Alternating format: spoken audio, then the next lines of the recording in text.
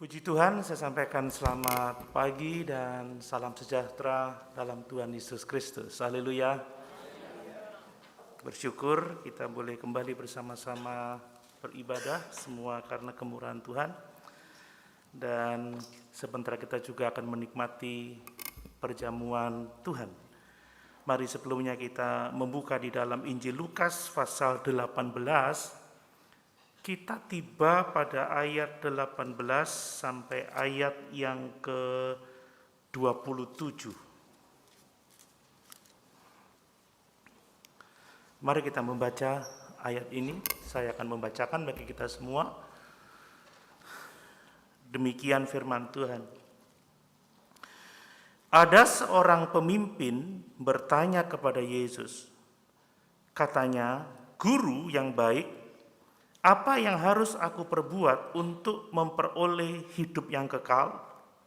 Jawab Yesus, "Mengapa kau katakan aku baik? Tak seorang pun yang baik selain daripada Allah saja. Engkau tentu mengetahui segala perintah Allah. Jangan berzinah, jangan membunuh, jangan mencuri, jangan mengucapkan saksi dusta. Hormatilah ayahmu dan ibumu." Kata orang itu, "Semuanya itu telah kuturuti sejak masa mudaku."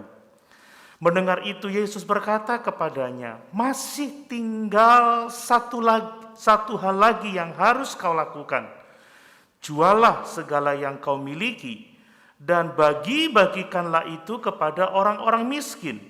Maka engkau akan beroleh harta di sorga. Kemudian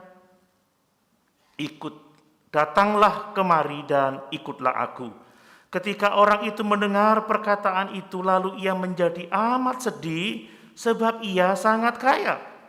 Lalu Yesus memandang dia dan berkata, "Alangkah sukarnya orang yang beruang masuk ke dalam kerajaan Allah. Sebab lebih mudah seekor unta masuk melalui lubang jarum daripada seorang kaya masuk ke dalam kerajaan Allah." Dan mereka yang mendengar itu berkata, "Jika demikian, siapakah yang dapat diselamatkan?" Kata Yesus, "Apa yang tidak mungkin bagi manusia, mungkin bagi Allah." Haleluya. Puji Tuhan. Tentunya kita semua mengenal kisah ini. Coba kita simak lagi kisah ini. Bapak Ibu, ada seorang pemimpin. Ya, kata Lukas, kata Markus dan kata Matius, dia seorang pemimpin muda, Saudara. Seorang pemimpin muda yang baik, Saudara. Dia melakukan perintah Allah. Dikatakan dia melakukan hukum Allah itu sejak masa mudanya. Seorang pemimpin masih muda, dia baik, Saudara. Dan tidak hanya itu, Saudara, dia sangat kaya.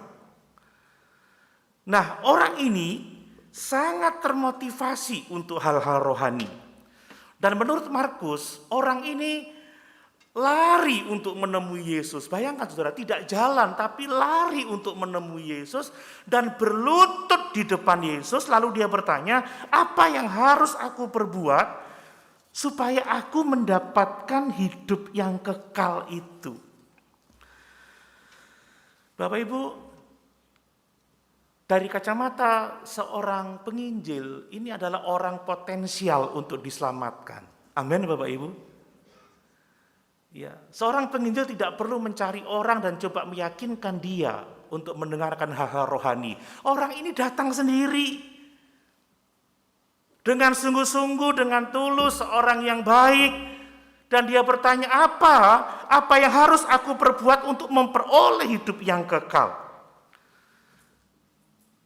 Tentunya orang ini lebih mudah percaya daripada orang-orang lain.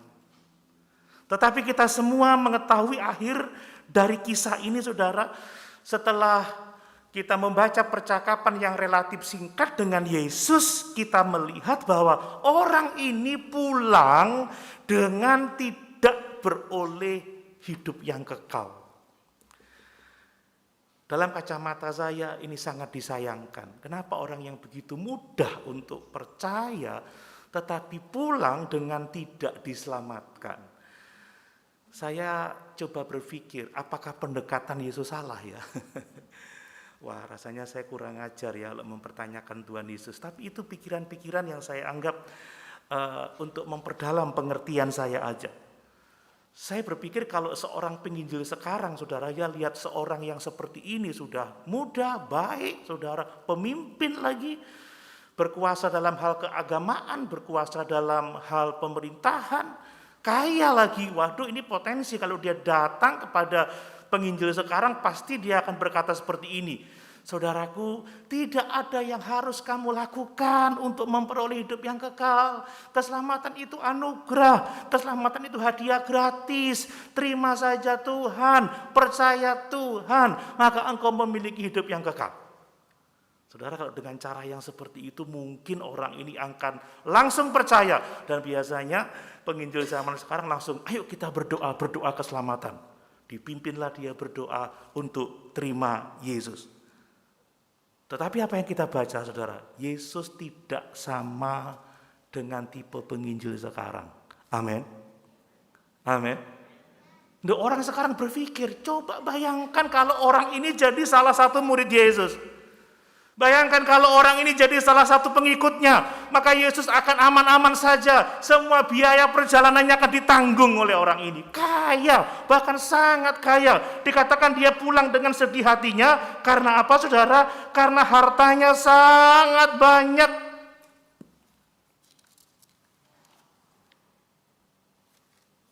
Ia sangat kaya. Nggak hanya kaya, tapi sangat kaya. Tapi sekali lagi, Yesus bukan seperti kebanyakan orang sekarang ini. Amin. Bahkan tidak seperti kebanyakan orang dulu. Bahkan tidak ada yang seperti Yesus. Itu yang saya mau tekankan. Dia bertindak menurut kebijaksanaannya yang sempurna itu. Lalu kadang saya juga bertanya, mengapa Tuhan Yesus kok membiarkan orang potensi ini pulang dengan tidak selamat? Apakah Yesus tidak sayang sama jiwanya? Waduh, kalau orang sekarang saya kejar itu, kasihan. Potensi ini kok pulang dengan tidak beriman, ini bagaimana kan begitu. Tapi saya tidak berani bertanya lebih banyak lagi, saya takut berdosa, saudara. Allah kita maha bijaksana, amin. Dia tahu apa yang dia perbuat. Dia tidak pernah salah sebab dia adalah Tuhan. Itu sebabnya saya berusaha untuk memahami apa yang ingin Yesus katakan kepada murid-muridnya pada waktu itu. Apa yang ingin Yesus ajarkan kepada orang-orang pada waktu itu. Apa yang Yesus ingin ajarkan kepada kita. Bapak Ibu saudara yang dikasihi oleh Tuhan, Yesus memberi pelajaran yang sangat penting tentang keselamatan. Dan ini saudara, yang disebut dengan kasih karunia yang besar itu. Amin. Bukan kekayaan seperti orang kaya ini, bukan kedudukan atau potensi atau apapun juga, tapi jalan keselamatan itu yang paling penting. Dan orang ini enggak melakukan hal-hal dahsyat yang sering kali dipikirkan ke orang. Hal dahsyat itu kalau mau menerima Yesus sebagai Tuhan dan Juru Selamat secara pribadi. Amin, Bapak Ibu. Ini yang paling penting. Yesus mengajar kepada kita tentang bagaimana kita menolong orang-orang yang disebut orang yang baik ini, saudara. Untuk dia dapat memiliki hidup yang kekal. Jadi secara khusus, Yesus mengajar kita bagaimana cara kita menolong ya orang-orang baik, saudara, supaya mereka dapat percaya dan menerima Yesus sebagai Tuhan dan Juru Selamatnya secara pribadi. Karena ternyata, saudara, orang yang merasa dirinya baik, itu sukar masuk kerajaan surga. Sebab keselamatan bukan karena pekerjaan baik. Amin. Dan orang yang berpikir dirinya baik, dia akan mengandalkan kebaikannya dan menawarkan itu kepada Tuhan supaya dia dapat diselamatkan. Mari, apa yang sebenarnya Tuhan sedang ajarkan kepada kita tentang keselamatan orang-orang baik, saudara, ya? Karena ternyata orang baik membutuhkan keselamatan. Seperti orang kaya ini, ya, saya tidak lari dari teks ini. Ternyata orang baik, pemimpin muda ini, kaya ini butuh keselamatan. Ada beberapa pelajaran. Yang pertama, saudara, ternyata orang baik membutuhkan keselamatan. Saudara, orang ini percaya kepada Tuhan. Dia seorang yang beragama Yahudi. Dia begitu bersemangat untuk hal-hal rohani. Dia berusaha untuk menyenangkan Tuhan sehingga dia mentaati hukum Taurat. Dia seorang yang bermoral sangat tinggi, saudara. Tetapi orang yang baik ini, saudara, orang yang beragama ini, orang yang berusaha menyenangkan Tuhan ini, ternyata orang ini tidak memiliki hidup yang kekal. Amin. Terbukti dia berkata kepada Tuhan Yesus, apa yang harus saya lakukan untuk saya mendapat hidup yang kekal? Orang baik, saudara, pemimpin, saudara, kaya tapi tidak memiliki hidup yang kekal. Kemudian tidak hanya itu, saudara, orang ini tidak memiliki harta di sorga. Dia punya banyak harta di dunia ini, tetapi dia tidak memiliki harta di sorga. Perhatikan kata Tuhan Yesus, pulanglah, jualah segala milikmu, berikanlah kepada orang miskin, maka kamu akan mempunyai harta di sorga. Artinya pada saat itu, orang ini tidak punya harta di sorga. Bapak Ibu punya harta di sorga? Kok sedikit? Amin. Saudara, yang penting kan punya harta di sorga. Beberapa waktu lalu saya khotbahkan tentang orang kaya yang bodoh itu. Tidak salah jadi kaya, saudara. Saya berdoa supaya semua kita diberkati oleh Tuhan. Tetapi kalau kita jadi kaya, jadilah kaya juga di hadapan Tuhan. Banyak orang kaya yang kaya di hadapan Tuhan. Tapi tidak seperti orang kaya ini. Kaya, baik, tapi tidak mempunyai harta di surga. Kemudian orang ini belum menjadi bagian anggota kerajaan Allah. Ya, dia berkata, lalu ikutlah aku dan kamu akan menerima kerajaan Allah. Ayat yang keberapa itu, lihat ya. Ya, murid-murid berkata seperti ini. Alangkah sukarnya orang beruang masuk ke dalam kerajaan Allah, ini kata Tuhan Yesus. Artinya orang ini kaya, orang ini baik, orang ini pemimpin, tapi tidak memiliki hidup yang kekal, tidak punya harta di sorga, tidak masuk kerajaan Allah, dan dia tidak diselamatkan. Lihat, murid-murid syok, lalu dia berkata demikian. Jadi jika demikian, siapa yang dapat diselamatkan? Saudara, pilih menjadi orang muda pemimpin kaya ini atau pilih jadi orang yang punya hidup yang kekal, yang memiliki harta di sorga, yang masuk kerajaan Allah dan diselamatkan. Pilih yang mana? Pilih masuk surga ya. Kalau bisa dua-duanya gitu ya.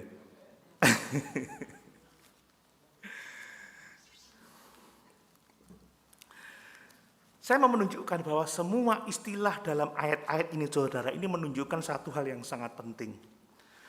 Bahwa kalau kita sungguh-sungguh ingin memiliki hidup yang kekal, kalau kita sungguh-sungguh ingin memiliki harta di sorga, kalau kita ingin sungguh-sungguh masuk kerajaan Allah, mau diselamatkan, hanya satu hal yang paling penting, yang sangat penting adalah memiliki hubungan yang benar dengan Tuhan.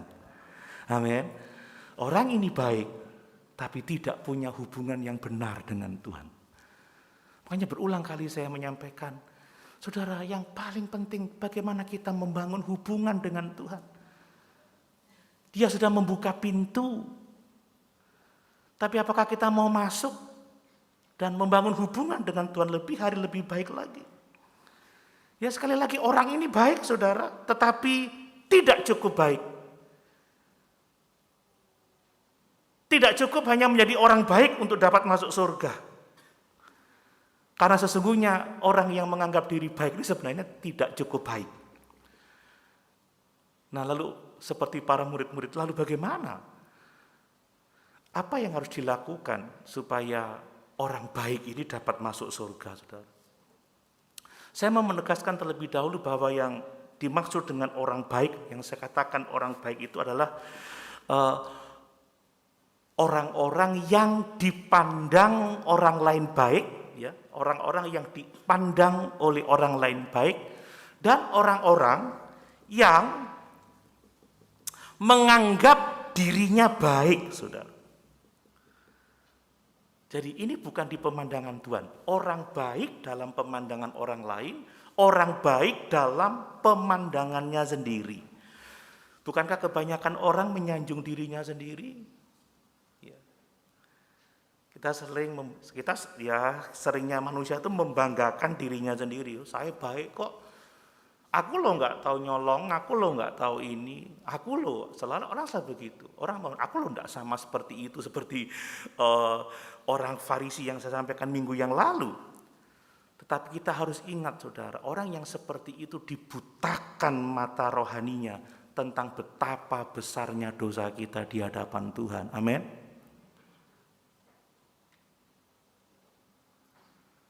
Banyak orang yang dibutakan oleh ilah zaman ini, sehingga tidak dapat melihat kemuliaan Kristus, tidak bisa menyadari keberdosaannya sendiri. Dan seringkali orang membandingkan dirinya dengan orang-orang lain yang lebih buruk dari dirinya sendiri. Jadi apa yang dipandang baik oleh orang, belum tentu baik di hadapan Tuhan. Amin. Dan memang tidak ada seorang pun yang baik, kata firman Tuhan. Dan orang yang memandang dirinya baik, matanya dibutakan oleh kuasa-kuasa kegelapan. Dia tidak dapat melihat betapa berdosanya dia, saudara. Itu sebabnya sebenarnya semua orang itu membutuhkan keselamatan yang datang dari Tuhan. Semua orang tidak ada yang cukup baik untuk masuk dalam kerajaan surga. Roma pasal 3 ayat yang ke-10 menulis, tidak ada yang benar seorang pun tidak. Tidak ada yang mencari Allah, tidak ada yang berakal budi. Semuanya telah kehilangan kemuliaan Allah. Semuanya pantas untuk dihukum.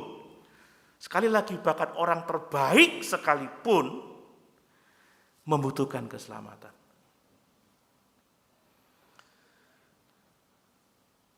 Itu sebabnya jangan mengandalkan kebaikan untuk masuk surga. Amin. Saya enggak berani berharap pada kepercayaan saya sendiri, pada pertobatan saya sendiri. Kita hanya berharap pada Tuhan yang menyelamatkan kita. Saudara, lalu bagaimana orang baik diselamatkan? Ini kita datang pada hal yang kedua, saudara. Orang baik, ya, orang seperti pemimpin muda ini, yang beragama, saudara, yang melakukan hukum Taurat. Kalau dia ingin diselamatkan, dia harus meninggalkan kepercayaannya pada dirinya sendiri, meninggalkan kepercayaannya kepada kebaikan sendiri, karena tidak mungkin seorang pun dapat selamat karena kebaikannya sendiri. Amin. Mustahil bagi manusia, saudara. Perhatikan, Yesus mengejutkan para murid. Kalau Bapak Ibu membaca di dalam Injil Markus, murid-murid terkejut. Mereka terperangah melihat kejadian ini, saudara. Dan Yesus memandang pemimpin ini, saudara, dan mengatakan, alangkah sukarnya orang yang beruang masuk ke dalam kerajaan surga. Saya mau mengingatkan kembali bahwa murid-murid pada waktu itu, juga kebanyakan orang Yahudi itu mengira bahwa kekayaan itu adalah tanda berkat Tuhan. Bukankah ini juga dianut oleh beberapa gereja, saudara? Berkat Tuhan itu selalu diukur dengan kekayaan. Kalau enggak punya uang banyak itu enggak diberkati.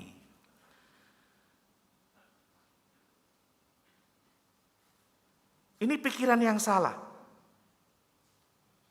Nah, di tengah-tengah orang berpikir bahwa kekayaan itu adalah tanda seseorang diberkati, Yesus berkata bahwa kekayaan itu halangan justru. Harta itu rintangan untuk orang dapat masuk surga. Nah, saya menjadi sedikit heran, kenapa hal-hal yang merintangi justru diberitakan, hal-hal yang merintangi justru diupayakan, digembor-gemborkan, dan diusahakan untuk dapat dicapai. Kan kita harus menanggalkan semua yang merintangi kita. Amin. Tapi justru orang Kristen sekarang mencintai apa yang merintangi dirinya untuk masuk dalam kerajaan surga. Nah, ini ngeri.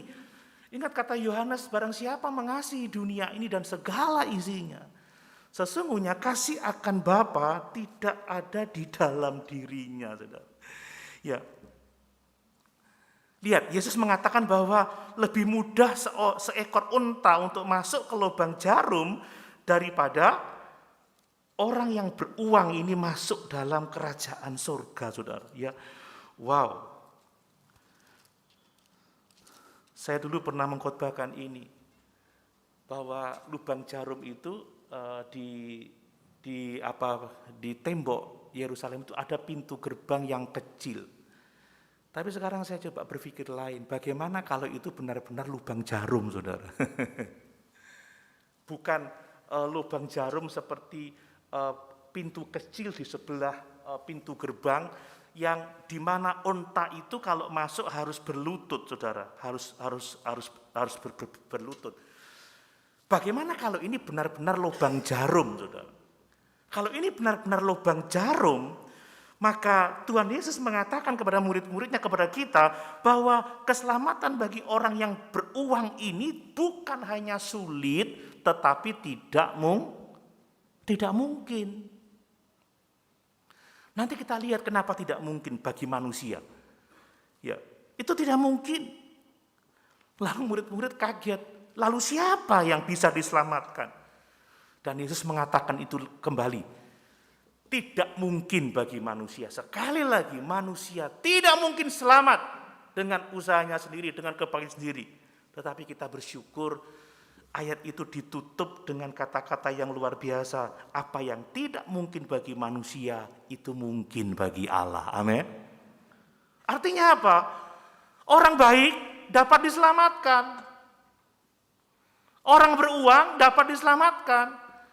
Tidak mungkin dengan usaha manusia, tetapi mungkin bagi Allah. Allah dapat menyelamatkan siapa saja yang datang kepadanya, yang menanggalkan kepercayaannya kepada dirinya sendiri, yang menanggalkan kepercayaannya kepada hartanya, kebaikannya sendiri. Tuhan dapat menyelamatkan semua orang. Amin.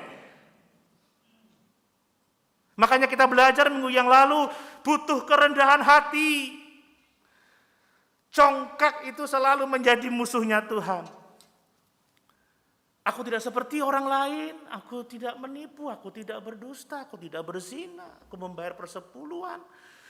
Aku berpuasa 2 kali seminggu. Aku tidak seperti orang pemungut cukai ini. Tapi berbeda dengan orang pemungut cukai itu. Dia katakan apa? Tuhan, dengan tidak berani menengadah ke langit, dengan tidak berani masuk lebih dalam ke bait suci dewa, Tuhan, dia pukul dadanya. Kasihanilah aku orang berdosa ini. Dan orang itu pulang dengan diselamatkan. Tetapi orang congkak pulang dengan kebinasaan. Amin, saudara. Amin. Masalahnya bukan pada uangnya, tetapi pada hati kita. Makanya pertobatan itu harus sampai ke dalam tingkat hati, pikiran. Saudara, saya bersyukur membaca ini. Kadang sangat sulit bagi saya untuk memberitakan hal-hal yang cukup keras seperti ini. Saya bukan Tuhan Yesus, saya bukan Paulus. Tapi saya bersyukur karena apa yang tidak mungkin bagi manusia itu mungkin bagi Allah. Jadi semua kita punya pengharapan di dalam Yesus. Tapi sebelum saya mengatakan bagaimana itu mungkin bagi Allah, saya mau menunjukkan ada beberapa alasan, ya, setidaknya ada 3 alasan mengapa keselamatan itu tidak dapat diperoleh melalui kebaikan kita sendiri, saudara. Nah, saudara, kita tidak mungkin selamat dengan kebaikan kita sendiri karena apa? Karena kebaikan kita ini tidak dapat dibandingkan dengan kebaikan Tuhan. Amin. Sebaik-baiknya orang itu tidak akan dapat mencapai standar kebaikan Tuhan. Ini yang menyebabkan kenapa kita tidak bisa selamat dengan kebaikan kita sendiri. Orang muda ini memanggil Yesus guru yang baik. Seharusnya orang kalau dipuji gitu seneng ya, oh terima kasih memang saya baik. Enggak. Dia berkata apa ketika dia disapa? Guru yang baik. Dia berkata, mengapa kau katakan aku baik? Tak seorang pun yang baik selain daripada Allah saja. Sebelum saya lebih lanjut, saya mau mengatakan, Yesus tidak sedang bicara tentang ketuhanannya. Yesus tidak sedang bicara tentang dirinya. Kalau dia mengatakan, kenapa kamu katakan aku baik, tidak berarti Yesus tidak baik. Bapak Ibu, Yesus baik. Amin. Kalau dia mengatakan hanya Tuhan yang baik, tidak berarti dia mengatakan aku bukan Tuhan. Amin. Dia Tuhan, dia baik. Lalu kenapa dia mengatakan hal yang seperti itu? Mengapa kamu katakan aku baik? Hanya Tuhan saja yang baik. Yesus sedang mengkonfrontasi orang itu yang menganggap dirinya baik, saudara. Yesus itu tahu isi hati orang muda ini. Yesus tahu isi hati pemimpin muda ini. Yesus bukan sedang mengatakan dirinya, tapi sedang membereskan pikiran orang muda ini yang berpikir bahwa dirinya baik dan bahwa dengan kebaikannya itu dia dapat masuk surga. Makanya Yesus mengatakan, kamu tidak dapat membandingkan kebaikanmu dengan kebaikan Allah. Amin. Pasti orang muda ini setuju bahwa Allah itu baik. Kita juga sangat setuju. Allah itu baik. Amin. Sungguh baik bagiku. Dan saya yakin orang ini menyebut Yesus baik. Bahkan dia bisa mengatakan, engkau guru yang teramat baik. Siapa yang meragukan kebaikan Yesus? Tetapi masalahnya, dia juga menganggap dirinya baik gitu loh, saudara. Padahal Injil mengatakan semua orang telah berdosa. Jadi dia datang kepada Yesus bukan sebagai orang berdosa yang minta belas kasihan Tuhan, tidak. Tapi dia datang kepada Yesus sebagai orang baik. Datang kepada orang baik untuk mengetahui hal-hal apa lagi yang harus dia lakukan untuk dapat masuk kerajaan Allah. Ini kesalahan fatal, saudara.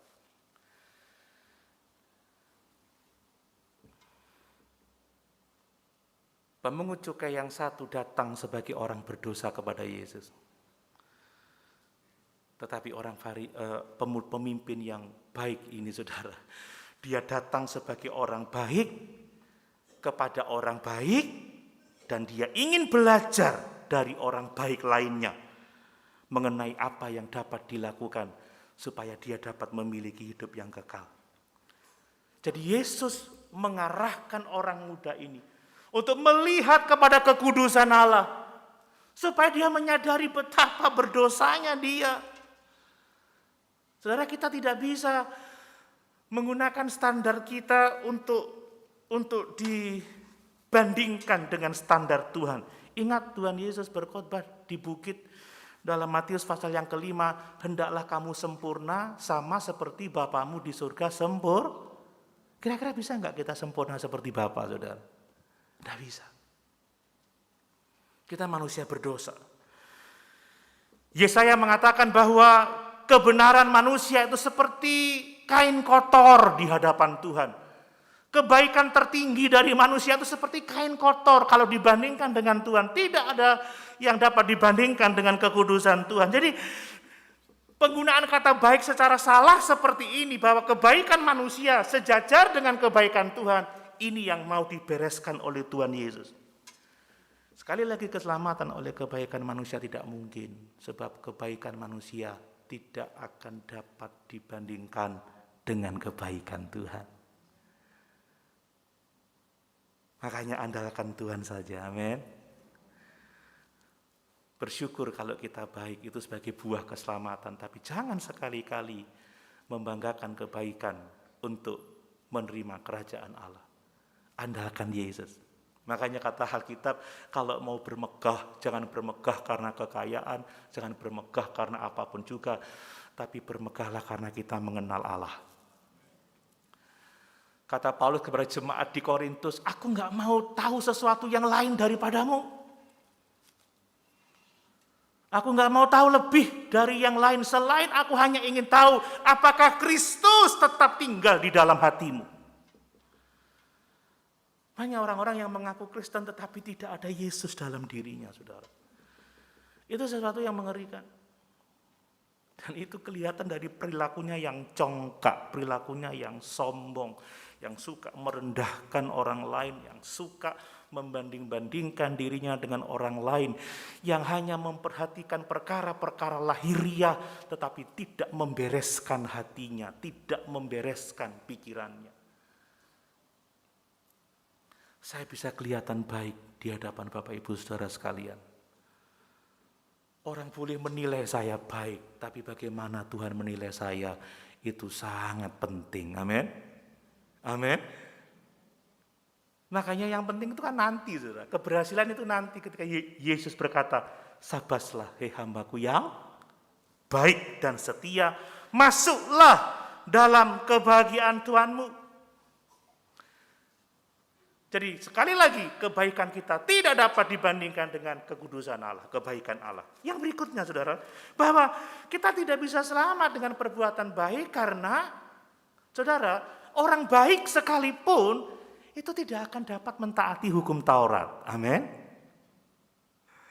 Orang baik sekalipun tidak akan dapat melakukan seluruh tuntutan hukum Taurat, saudara. Tadi saya mengatakan kebaikan kita tidak dapat dibandingkan dengan kekudusan Allah. Sekarang saya mau mengatakan bahwa orang baik itu tidak dapat mentaati seluruh hukum Taurat. Orang gagal, saudara. Ya. Karena yang dikatakan baik sesungguhnya berdosa di hadapan Allah, saudara. Orang muda ini bertanya seperti ini, apa yang harus aku perbuat supaya aku mendapatkan hidup yang kekal? Lalu Yesus menyebutkan hukum Taurat, jangan berzina, jangan membunuh, jangan mencuri, jangan mengucapkan saksi dusta, hormatilah ayah dan ibumu. Saya mau tanya, apakah hukum-hukum ini sudah semuanya? Halo? Apakah jangan berzina, jangan membunuh, jangan mencuri, jangan mengucapkan saksi dusta, hormatilah ayahmu dan ibumu. Apakah ini semua hukum Taurat, 10 hukum bagian? Enggak, ini baru 5 loh, saudara ya. Ini baru sebagian yang disebut oleh Tuhan Yesus. Yesus masih menunjukkan standar yang dapat dilihat oleh manusia. Enggak berzina dapat dilihat secara fisik. Oh, memang enggak pernah dia berzina. Tidak pernah kedapatan, maksud saya seperti itu ya. Kemudian kalau dibilang tidak membunuh itu masih dapat disaksikan secara fisik. Memang dia tidak pernah membunuh, tidak punya masalah dengan hukum. Tidak mencuri, itu dapat diukur secara fisik, saudara ya. Tidak mengucapkan saksi dusta, kita bisa mendengar kejujurannya. Menghormati ayah dan ibumu, dia bisa kelihatan menggandeng papanya, menggandeng mamanya. Ya, melakukan yang terbaik untuk mereka, tetapi ini belum semuanya.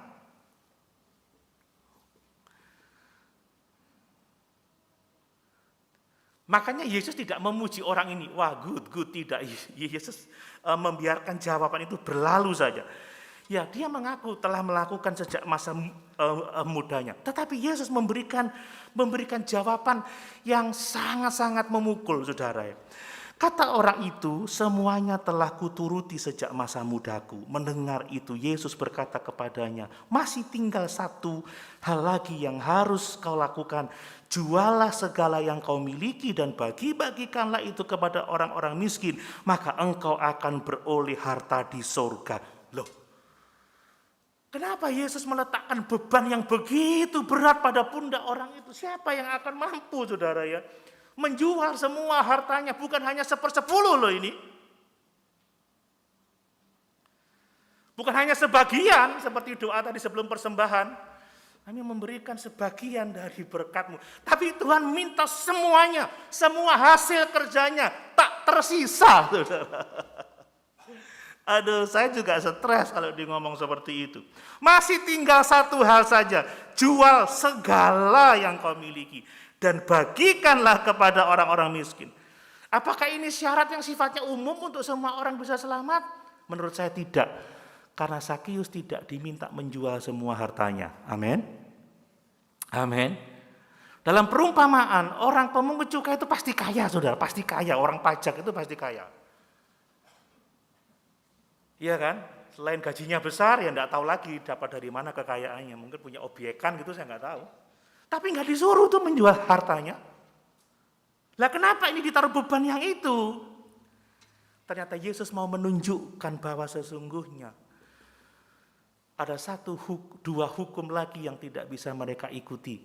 Kasihilah Tuhan Allahmu dengan segenap hatimu, jiwamu, kekuatan bodimu, dan kasihilah sesamamu manusia seperti dirimu sendiri. Dengan mengatakan, jual segala yang kamu miliki, beri kepada orang miskin. Yesus mau menunjukkan bahwa sesungguhnya kamu ini masih mencintai uangmu. Kamu ini tidak mengasihi sesamamu. Kamu masih punya berhala di dalam hatimu. Hartamu adalah berhalamu. Ingat, hukum pertama, jangan ada padamu Allah lain di hadapanku. Jangan membuat bagimu patung sesembahan di hadapanku. Jadi orang yang baik ini, yang tidak membunuh, yang tidak berzinah, yang tidak mencuri, yang tidak berdusta, yang menghormati orang tuanya, ternyata ada berhala di dalam hatinya, yaitu kekayaannya, saudara. Apa salah jadi kaya? Enggak. Yang salah kalau kita memberhalakan kekayaan. Amin. Kalau gelas keramiknya pecah, anaknya disabet pakai kopel, saudara. Ya, kalau mobilnya baret nggak tidur semalaman, saudara.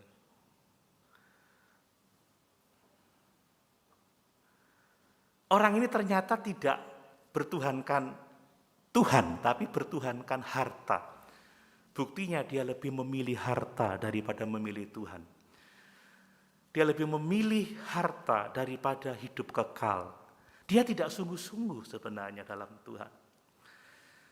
Ya sekali lagi saudara, Tuhan itu banyak ngomong soal uang loh, berkaitan dengan keselamatan, sebab penghalang terbesar itu uang, mamon. Kamu tidak dapat mengabdi kepada dua tuan. Kamu tidak dapat mengabdi kepada Allah dan kepada mamon, saudara.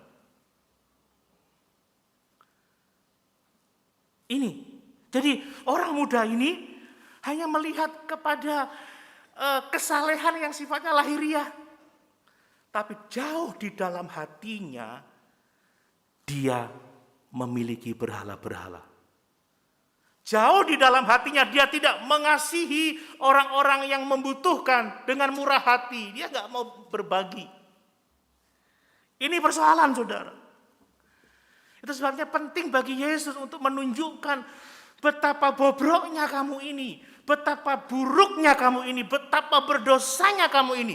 Karena sebelum orang menyadari keberdosaannya, sebelum orang menyadari kebobrokannya, ketidakberdayaannya, orang tidak akan datang kepada Yesus dengan cara yang benar. Amin. Saya yakin Yesus nggak mau, tidak benar-benar menyuruh orang ini untuk menjual, tapi Yesus mau ngetes ini. Kalau dia berkata, ya Tuhan siap. Wah ya luar biasa.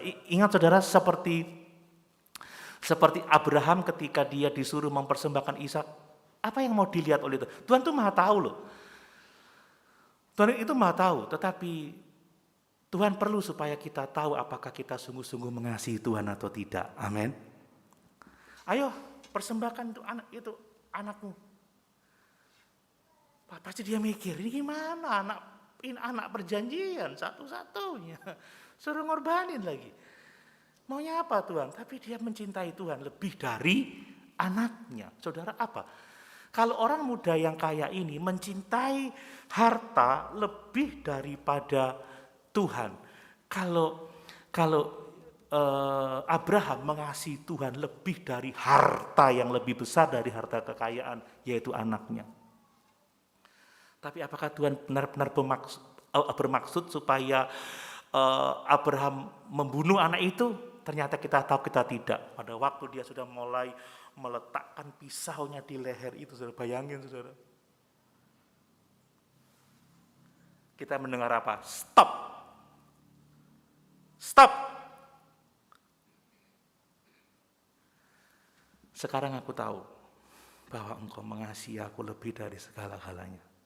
Saudara, yang Tuhan mau tahu dari hati kita, apakah kita mengasihi Tuhan lebih dari segala-galanya? Apakah kita seperti Abraham yang bahkan mau menyerahkan anak satu-satunya, anak perjanjian yang dikasihinya?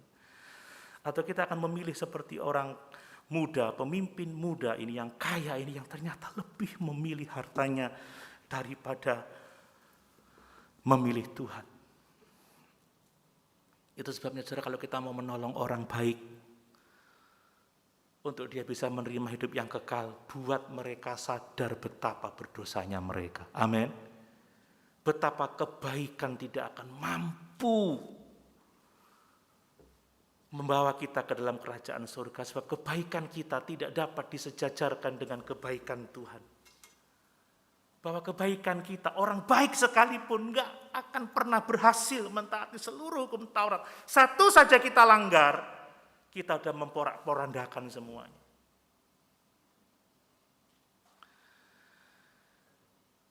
Saudara, lihat, kita pernah punya orang-orang hebat, ya, orang Kristen yang jadi menteri, ya, keluarganya baik, terkenal baik, berjemaat,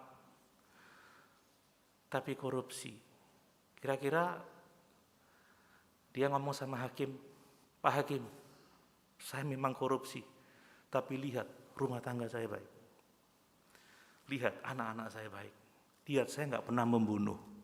Lihat saya nggak pernah bersaksi dusta." Mungkin begitu ya. Susah cari contohnya. Tapi karena korupsinya dia tetap masuk penjara. Amin. Amin. Dan orang itu sampai sekarang masih ada di penjara. Jadi keselamatan oleh kebaikan manusia itu tidak mungkin, sebab kebaikan kita nggak pernah dapat dibandingkan dengan kebaikan Tuhan. Orang baik tidak akan pernah dapat melakukan seluruh hukum Taurat. Yang berikutnya, kenapa baik tidak bisa, saudara? Karena kebaikan itu seringkali menipu diri kita tentang keadaan batin kita yang sesungguhnya. Saya pikir orang muda ini tulus, saudara, tulus dia. Dan dia benar-benar ingin menyenangkan Tuhan, dia benar-benar ingin melakukan seluruh hukum Taurat. Dan dia berpikir, aku sudah cukup baik. Mungkin aku perlu beberapa hal, aku lakukan 1 atau 2, aku akan masuk surga. Tapi ternyata Yesus mengatakan, hanya tinggal 1 dan itu sangat penting. Membereskan hatinya, saudara ya. Membuang berhala-berhalanya. Dan mau mengasihi sesamanya seperti dia mengasihi dirinya sendiri. Ya, jadi sekali lagi saudara, ini penting. Kondisi hati ini yang penting. Seringkali kita hanya melihat tampilan fisik. Makanya kata Paulus dalam kitab Korintus, jangan menilai aku menurut ukuran manusia. Secara manusia, aku gak seperti orang-orang itu. Penampilanku sederhana, kepalaku botak, aku kecil, krempeng. Aku bukan seorang ahli pidato seperti orang-orang itu. Tapi engkau melihat hatiku, seharusnya betapa tulusnya aku melayani engkau dan melayani Tuhan. Amin, saudara. Amin. Nah, kebaikan itu membuat kita buta terhadap diri kita sendiri. Orang ini tertipu bahwa sesungguhnya dia yang memandang dirinya baik ini ternyata penyembah berhala, saudara. Mengabdi kepada Mammon. Ternyata tidak mengasihi sesamanya yang membutuhkan. Dia pelit, dia tidak mau berbagi. Makanya dikatakan sangat kaya, saudara ya. Kalau orang yang mau berbagi, benar-benar mau berbagi, wah, tentu berbeda. Saya nggak bisa ngomong itu. Ya, Yesus mengingatkan tentang bahayanya punya berhala. Dalam konteks ini uang, saudara, lihat. Orang yang tanahnya tanah semak duri, itu imannya mati karena apa, saudara? Karena kekhawatiran akan dunia ini. Demas mencintai dunia ini sehingga dia meninggalkan Yesus. Orang yang kaya, yang bodoh itu, saudara, dia sangat memperhatikan hartanya tetapi mengabaikan keselamatan jiwanya. Paulus mengatakan orang yang ingin cepat kaya terjatuh dalam berbagai-bagai macam pencobaan yang dapat menghancurkan hidup manusia. Mungkin ada yang protes, enggak, uang bukan jadi masalah bagi saya, saudara. Saya mau mengatakan, kita tidak melihat hati kita seperti Tuhan melihat hati kita. Kita pasti memandang Ayub luar biasa kan? Tapi masih ada sesuatu yang harus dibersihkan oleh Tuhan dari hidup Ayub, sehingga diizinkannya penderitaan yang begitu luar biasa. Saudara, jangan hanya puas dengan penilaian diri kita sendiri, penilaian diri kita sendiri terhadap diri kita, tapi mari kita mau mengetahui bagaimana cara Tuhan menilai kita, apa penilaian Tuhan atas diri kita. Amin. Ini sesuatu yang sangat serius karena ini menyangkut keselamatan jiwa kita. Sekali lagi, kebaikan tidak bisa kita andalkan untuk menolong kita masuk surga. Karena kebaikan kita tidak akan dapat sejajar dengan kebaikan Tuhan, menjadi syarat terendah untuk masuk surga. Orang baik tidak akan dapat melakukan seluruh hukum Taurat. Karena kebaikan seringkali hanya di permukaan, tapi tidak sampai ke dalam hati. Nah, yang ketiga, yang terakhir, saudara. Orang baik hanya dapat diselamatkan kalau dia berpaling dari dosa-dosanya dan percaya hanya kepada Tuhan yang dapat menyelamatkan mereka. Amin. Oh, hanya ini, saudara. Orang ini kekurangan hanya satu hal saja. Tetapi karena satu hal itu dia kehilangan segala-galanya. Apa hal itu, saudara? Sekali lagi, bukan soal menjual seluruh hartanya dan membagikan kepada orang-orang miskin. Tetapi yang dia maksudkan adalah bahwa kita tidak dapat mendapatkan keselamatan dengan perbuatan baik kita. Kita perlu benar-benar mentuhankan Yesus, mentuhankan Allah. Kita perlu sungguh-sungguh percaya kepadanya, dan di dalam iman itu kita mengasihi sesama kita. Saudara, keselamatan hanya oleh karena kasih karunia. Amin. Oleh iman. Ya, Efesus 2 ayat 8 dan 9 jelas, saudara. Jadi mengapa Yesus mengatakan jual segala milikmu, beri kepada orang miskin? Saudara, dia mengatakan itu sebab hartanya telah menjadi berhala bagi dia. Amin. Amin. Orang itu harus melepaskan diri dari berhala-berhalanya. Tidak hanya uang, saudara, termasuk keluarga, kan begitu. Seperti Abraham, termasuk anak, termasuk pasangan hidup. Ada banyak orang yang karena anak meninggalkan Tuhan. Iya, aku meloi anak.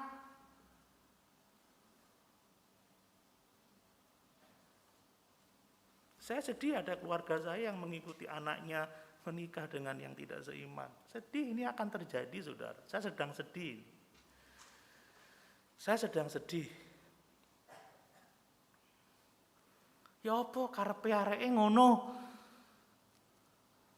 Orang tua nggak punya pendirian nih, gimana?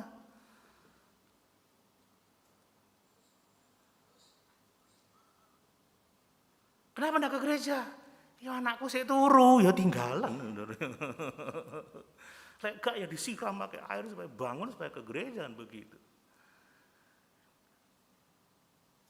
Orang kaya ini berhalanya hartanya, saudara. Makanya Yesus mengatakan, kalau kamu tidak mencintai aku lebih dari segala-galanya, engkau tidak dapat menjadi muridku. Kalau kamu tidak dapat melepaskan diri dari segala apa yang engkau cintai selain Tuhan, engkau tidak dapat menjadi muridku. Saudara, kita harus bertobat. Artinya apa? Melepaskan genggaman kita kepada berhala-berhala, dan kita harus sungguh-sungguh beriman, memeluk Tuhan dengan erat-erat. Amin. Karena Dia telah memeluk kita. Kalau engkau tidak menyingkirkan berhala-berhala dari hidupmu, itu kata Tuhan Yesus kepada orang kaya ini, orang baik ini. Kalau engkau memberhalakan uangmu, memberhalakan keluargamu, memberhalakan kebaikanmu, engkau tidak dapat selamat. Engkau akan tersandung.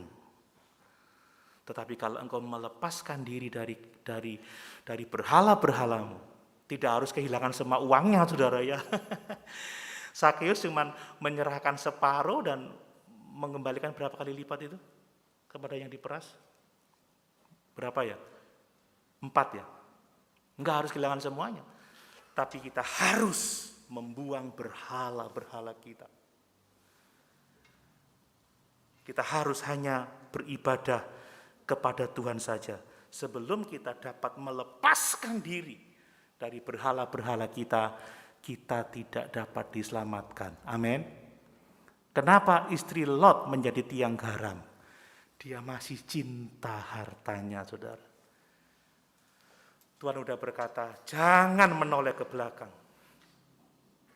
Tapi dia ingat rumahnya, dia ingat gucinya, dia ingat perabotannya, dia ingat hartanya, dia toleh set.